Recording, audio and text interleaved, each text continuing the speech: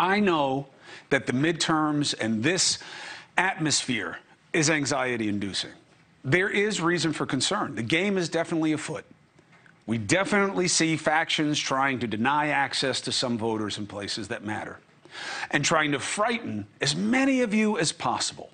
And as Politico reported, seeding insecurity if they can by planting operatives as poll workers to trigger lawsuits. Why?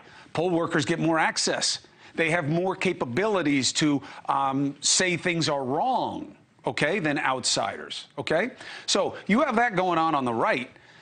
And the Democrats, the other party, they have not been able to galvanize the rest of this country as an obvious better choice. I mean, they couldn't ask for a better situation, but they haven't capitalized. And that's why we are where we are, okay? Both sad commentaries on the state of play and proof that we need, you need the regular people who are not about these parties or fringe thinking. You need to call for and back reforms to return this system to reasonable behavior. And we'll talk about that. We're going to talk about that all the time here. But we also have to talk about our election. You're not going to make anything better systemically right now, but you can make good choices, okay? And sometimes it's important to flip the script.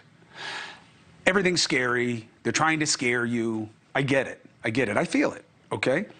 I've been blessed, you know, I've had the opportunity to travel all over this world. And I have to tell you, there are very few places that can boast what we have to do what we're about to do the way we're going to do it. Free and fair elections. And we'll have them. Despite all the BS and the close races, we're going to vote, we're going to count, and we're going to have outcomes that reflect the same. And that is beautiful. There's a lot to be proud about in this country. I consider myself what I like to call an American, okay? Not an American. I'm big on us, and I believe in us. And I believe in us because of us, and you should too. I know it's easy to be like, what are you talking about? Look around. What do you report on every night? The problems are real, but they're not everything. Now think about it. After the pandemic, January 6th, all the poison politics, stymied by two polarizing parties, I could understand why nobody wants to go vote. But we are voting, and bigly. More than 34 million people have already cast ballots in 47 states. This is from officials at Edison Research and Catalyst, they told CNN.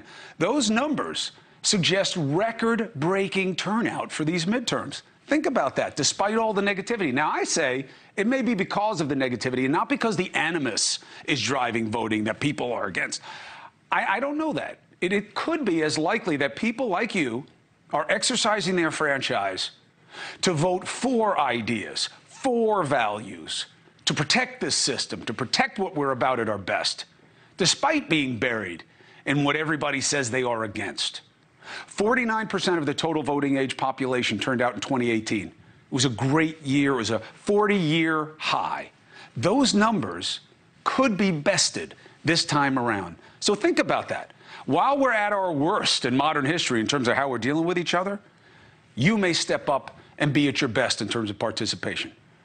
If that happens, bravo, I say. It shows that we can always rise above. Now, in the last couple of shows before Tuesday's big election, I'm trying to help give you some clarity where I can as you make your choices, not on who to vote for, but on what is being told to you. Hey, thank you for watching. Please go to newsnationnow.com, newsnationnow.com, and you can find NewsNation on your television provider. And don't forget to click the red subscribe button down below. Then you will get more of NewsNation's fact-driven coverage.